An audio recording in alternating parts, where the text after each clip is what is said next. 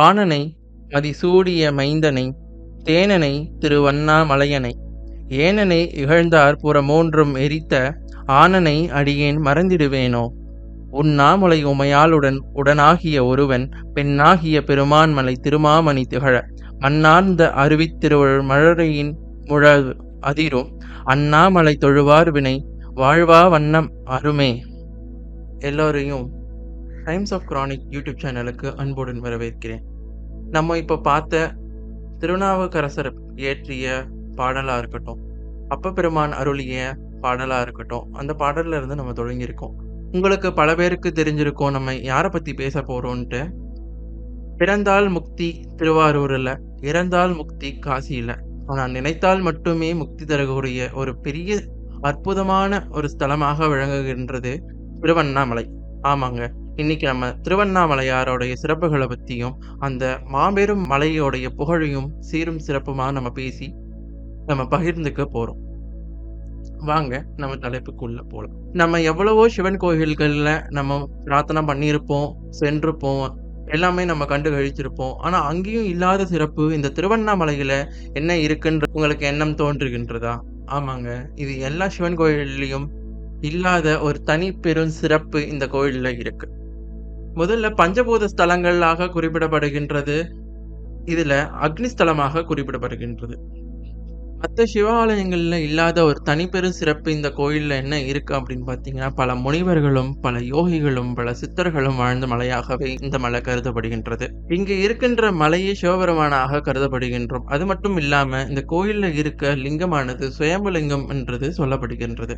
இது பஞ்சபூத ஸ்தலங்கள்ல அக்னி ஸ்தலமாக விளங்குகின்றதுனால என்னவோ தெரியல, அங்க உள்ள இருக்கிற கர்ப்பகிரகத்துல அர்ச்சகர்கள் பூஜை பண்ணும் போது எப்போதுமே ஒரு உஷ்ணம் அங்க தென்படுகின்றது அப்படின்னு சொல்லியிருக்காங்க. இந்த கோயில்ல நிறைய அரசர்கள் அவங்களோட காணிக்கைகளை கொடுத்திருக்காங்க. அதுல ராஜராஜ சோழனா இருக்கட்டும், விஜயநகர் பேரரசர்களாக இருக்கட்டும், இவங்க எல்லாமே இந்த கோயிலுக்கு திருப்பணிகள் நிறையவே பண்ணியிருக்காங்க. இந்த திருக்கார்த்திகை தீபத்தோடைய ஒரு பெரிய சிறப்பு என்னது அப்படின்னு பாத்தீங்கன்னா, இது அக்னிஸ்தலம்.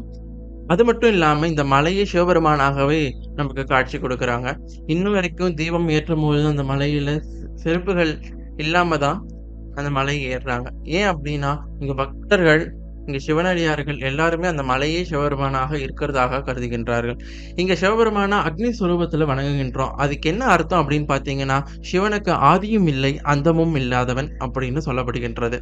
ஏகன் அநேகன் ஆகின்றான், அநேகன் ஏகன் ஆகின்றான். இதோடைய பொருள் என்னதுன்னா, அந்த பரம்பொருளுக்கு தொடக்கமும் இல்லை முடிவும் இல்லை. அந்த பரம்பொருளை ரெப்ரசன்ட் பண்றதுதான் இந்த ஜோதி. ஒரு ஜோதியை நம்ம எடுத்துட்டோம்னா அதுல முடிவும் இல்லை தொடக்கமும் நம்மளால கண்டுபிடிக்க முடியாது. அதே போலதான் லிங்கத்தோடைய வடிவங்களையும் பார்த்தீங்கன்னா, அந்த லிங்கத்துக்கு எது ஆரம்ப புள்ளின்னு நமக்கு தெரியாது. கீழே நம்ம பார்க்கறது ஆவுடைகள், பிரம்ம பாகம், விஷ்ணு பாகம், அந்த ருத்ர பாகம் தான் லிங்கம்ன்றது கருதப்படுகின்றது. நான் முன்னவே சொல்லியிருந்த போல இந்த திருவண்ணாமலையை சுற்றிலும் பல அற்புதங்களும் அதிசயங்களும் இருக்கு. அது போல ஒரு மிகப்பெரிய சிறப்பு இந்த கோயிலுக்கு என்னவா நான் கருதுகின்றேன் அப்படின்னு பார்த்தீங்கன்னா, அஷ்டலிங்கங்கள் இந்த கோயிலை சுத்தி இருக்கு. இந்த அஷ்டலிங்கங்கள் மனிதர்களாலேயோ சித்தர்களாலேயோ யோகிகளாக பூஜிக்கப்பட்டு இருந்தாலுமே, இது முதல்ல பூஜிக்கப்பட்டது தேவர்கள், அஷ்டதிக்கு பாலகர்கள். அது யார் யாருன்னு பார்க்கலாமா? இந்திரலிங்கம், இந்திரனால் பூஜிக்கப்பட்டது. இந்த இந்திரலிங்கத்தை நம்ம பூஜிக்கின்றதுனால நமக்கு என்ன வரும் அப்படின்னு பார்த்தீங்கன்னா, நமக்கு நிறைய சம்பத்துகள் வரும். சம்பத்துகள் அப்படின்னா, நம்ம ஒரு இடத்துக்கு போறோம்னா பேரும் புகழும் நம்மளை கிட்டும். இரண்டாவது லிங்கம் அக்னிலிங்கம்.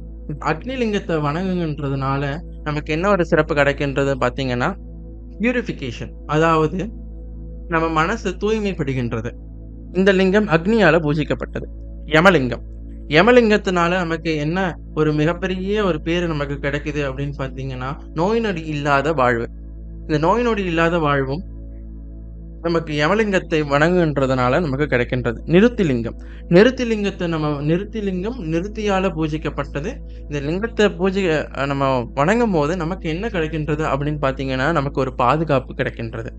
வருணலிங்கம் நமக்கு நம்ம வணங்குறதுனால நம்ம தொழிலில் முன்னேற்றங்களும், நம்ம தொழிலில் வளர்ச்சி அடைகிறதும், நம்ம ஒரு இருக்கிற இடத்துல பதவி உயர்வு கிடைக்கிறதுக்கும் இந்த லிங்கம் உதவுகின்றது. குபேரலிங்கம் குபேரனால பூஜிக்கப்பட்டது. இந்த குபேரலிங்கத்தை வணங்குறதுனால நமக்கு என்ன கிடைக்குதுன்னு பார்த்தீங்கன்னா, அஷ்ட ஐஸ்வர்யங்களும் குபேரர் நமக்கு தருகின்றார். வாயுலிங்கத்தை வணங்குகின்றதுனால நமக்கு என்ன கிடைக்குது அப்படின்னு பார்த்தீங்கன்னா, மன அமைதி நமக்கு வருகின்றது. ஈசான்ய லிங்கம். ஈசான்ய லிங்கத்தை நம்ம வணங்குகின்றதுனால நமக்கு மோட்சம் கிடைக்கின்றது. நமக்கு சொல்லி கேள்விப்பட்டிருக்கோம். சிவபெருமான கும்பிட்டா சிவபெருமான் மோட்சத்துக்கான ஒரு இறைவன். அவருக்கு போகமும், சுகமும் நமக்கு அவர்கிட்ட இருந்து கிடைக்காது. இதனாலேயே நெறைய பேரு வீடுகள்ல சிவ பூஜை செய்வதற்கு அஞ்சுகின்றார்கள். ஆனா உண்மைய சொல்லணும்னா, சிவன வழிபட்டா நமக்கு அஷ்ட ஐஸ்வரியங்களும் கிடைக்கும்னு அது உங்களுக்கு தெரியுமா? ஆமாங்க. சிவபெருமான வணங்கினால தான் குபேரருக்கு தன் நண்பனான குபேரனுக்கு அவர் அஷ்ட ஐஸ்வரியங்களையும் குடுத்து, செல்வத்துக்கு நீயே அதிபதியா இருன்ட்டு தன் கூடயே வைத்துக் கொண்டார். அதனால சிவபெருமான வணங்குனதுனால நமக்கு மோட்சம் மட்டும் கிடைக்காதுங்க. நல்ல வாழ்வு, நல்ல அறிவு, அதாவது கல்வி, ஞானம். அது மட்டும் இல்லாம, நமக்கு நல்ல சொத்தும், பேரும், புகழும் வைத்து நம்மளை வாழ வைப்பவர் நமக்கு சிவபெருமான் தாங்க. நான் முன்னாடியே சொன்னிருந்த மாரி தான், திருவண்ணாமலையை நினைத்தாலே முக்தி கொடுக்கின்ற ஸ்தலமாக கருதப்படுகின்றது. அதாவது திருவாரூர்ல அங்க இருக்கிற ஆரூர பெருமான், அவர் புரிகின்ற நடனத்துக்கு பேரு அஜபா நடனம். இங்க சிவபெருமான் தீபத்தன்னைக்கு ஆடப்போகின்ற நடனத்துக்கு பேரு கோசுக்கோட்டி நடனம். இந்த கோசுக்கோட்டி நடனத்தோட மிகப்பெரிய சிறப்பு என்னதுன்னு கேட்டீங்கன்னா, அம்பாள் கேட்க ஆடின நடனமே இந்த கோசுக்கோட்டி நடனமாக கருதப்படுகின்றது. இந்த தீபத் திருநாள் 10 நாட்கள் நடைபெறுகின்றது. இந்த தீபத் திருநாள்ல பரணி நட்சத்திரத்துக்கு அப்போ காலையில விடிய காத்தால பரணி நட்சத்திரத்தை முடிகின்ற அன்னைக்கு சிவபெருமானுக்கு பரணி தீபம் ஏற்றப்படும். அந்த பரணி தீபம் எதை குறிக்குது அப்படின்னு பார்த்தீங்கன்னா, பஞ்சபூதங்களை குறிக்கின்றது. சிவாச்சாரிய பெருமாக்கள் அங்க 5 லிங்கங்கள் சிவபெருமானுடைய சன்னதிக்கு எதிர்க்க சிவயாகம் வளர்த்து பஞ்ச தீபங்களையும் ஏத்துவார்கள். தீபங்களையும் சிவாச்சாரியர்கள் பரணி நட்சத்திரத்தை அப்போ ஏத்தி முடிச்ச பிறகு சிவயாகங்கள், சிவ ஆகமங்கள் படி சிவபெருமானுக்கு பூஜை புனஸ்காரங்கள் நடைபெறும். அதற்கப்புறம் சாயங்காலம் வாக்குல பஞ்சமூர்த்தி புறப்பாடுகள் நடக்கும். பஞ்சமூர்த்தினா யாரு? எல்லா கோயில்லையும், அது மட்டும் இல்லாம கொடிமரம் இருக்கின்ற அனைத்து கோவில்கள்லயும், முக்கியமா சிவாலயங்கள்ல பஞ்சமூர்த்தி புறப்பாடுன்றது மிகப்பெரிய ஒரு சிறப்பு வாய்ந்த விஷயமாகவே கருதப்படுகின்றது. இந்த பஞ்சமூர்த்திகள் யாரு அப்படின்னு பாத்தீங்கன்னா, விநாயகர், ஸ்கந்தன், சோமாஸ்கந்தர், போகசக்தி அதாவது அம்பிகை, 5வது யாருன்னு பாத்தீங்கன்னா சண்டிகேஸ்வரர். இந்த விநாயக பெருமான் முதல் கடவுள். எல்லா விஷயங்களையும் தொடங்கும் போதும் விக்னங்களை கலைக்கின்றதுனால அவரை முதல்ல வெளியே வர வைப்பாங்க. அடுத்தது விக்னேஸ்வரனுடைய தம்பியான முருகப்பெருமான் வெளியே வருவார். அதுக்கப்புறம் சோமாஸ்கந்த மூர்த்தியாக வெளியே வருவார் அருணாச்சலேஸ்வரர். இந்த சோமஸ்கந்தர் மூர்த்தி 64 சிவ வடிவங்கள்ல ஒரு வடிவமாக கருதப்படுகின்றது.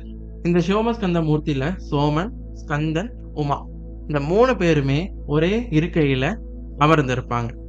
4வதா வரப்போறது யாருன்னு பாத்தீங்கன்னா, உண்ணாமலை அம்மாள். அவதான் போகசக்தி அந்த ஆலயத்துல.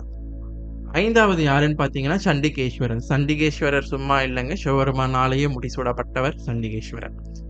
அதற்கு அப்புறமா இவங்க 5 பேர் மட்டும் வந்துட்டா தீபம் ஏத்திடுவாங்களான்னு கேட்டா கிடையவே கிடையாதுங்க. இது 5 பேரு பஞ்சமூர்த்திகள். இவங்க வந்து நிப்பாங்க, அவ்வளவுதான். ஆனா 6ஆவதா ஒரு ஆள் வருவாங்க. அவர் வந்தாதான் தீபமே எரியும். அது யாருன்னு பாத்தீங்கன்னா அர்த்தநாதீஸ்வரர். இந்த கோயிலுடைய மிகப்பெரிய தாற்பயமே என்னது அப்படின்னு பாத்தீங்கன்னா, இந்த அர்த்தநாதீஸ்வரருடைய புறப்பாடு. அதாவது சிவனும் சக்தியும் ஐக்கிய ஸ்வரூபமாக இருப்பதே இந்த அர்த்தநாதீஸ்வரர் சுரூபம். இந்த அர்த்தநாதீஸ்வரர் எப்போ வெளியே வராரோ இப்பதான் அங்க தீபம் ஏறும். வெளியே வர நேரம் 6 மணி. அப்ப அர்த்தநாதீஸ்வரர் வெளியே வராருன்னா நமக்கே தெரியும் அது 6 மணி தீபம் எரிய போற நேரம்ன்ட்டு. அவர் வெளியே வந்து ஒரு within a fraction of second or within ஒரு 1 to 2 செகண்ட்ஸ்லயே அங்க தீபங்கள் ஏத்திடுவாங்க சிவாச்சாரிய பெருமக்கள். இதுல என்ன ஒரு சிறப்பு அப்படின்னு பாத்தீங்கன்னா, சிவனும் சக்தியும் இல்லாதது இந்த உலகத்துல எதுவுமே இல்லைன்றது இதோடைய மிகப்பெரிய தாற்பயமாக நம்ம கருதப்படுகின்றது. அது மட்டும் இல்லாம இந்த அர்த்தநாதீஸ்வரரோட புறப்பாடு திருவண்ணாமலையில வருஷத்துல ஒரு வாட்டி மட்டும்தான் நடக்கும். அது தீப திருநாள்ல மட்டும்தான் நடக்கும்ன்றது நமக்கு கருதப்படுகின்றது. அடுத்ததா நம்ம கிரிவல பாதையை பத்தி நம்ம பேச போறோம். இந்த திருவண்ணாமலையில ஒரு மிகப்பெரிய சிறப்பாக இன்றளவும் கருதப்படுகின்றது என்னன்னு பாத்தீங்கன்னா, அந்த கிரியை வலம் வர்றது தான். அதற்கு பேரு தான் கிரிவலம். இந்த கிரிவலம் மொத்தமா 14 கிலோமீட்டர் என்று சொல்லப்படுகின்றது. இந்த கிரிவலம் வரும்பொழுது நமக்கு என்ன கிடைக்கும் அப்படின்னு பாத்தீங்கன்னா, மன நிம்மதி.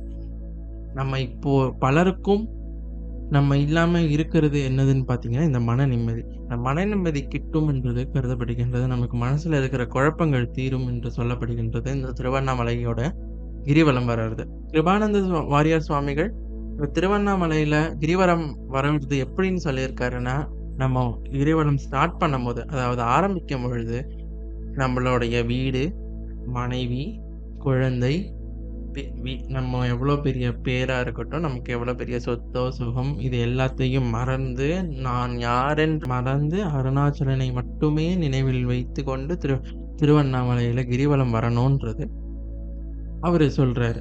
இதுவரைக்கும் எனக்கு தெரிஞ்ச அளவுக்கு அந்த திருவண்ணாமலையாரோட சிறப்புகளையும், அந்த மலையோட அற்புதங்களையும் நான் உங்கள்கிட்ட பகிர்ந்துக்கின்றேன். மேலும் இந்த மாரி சுவாரஸ்யமான விஷயங்கள உங்களுக்கு தெரிஞ்சுக்கணும்னு நினைக்கிறீங்கன்னா, டைம்ஸ் ஆஃப் கிரானிக் யூடியூப் சேனல சப்ஸ்கிரைப் பண்ணுங்க. அண்ணாமலையாருக்கு அரோகரா.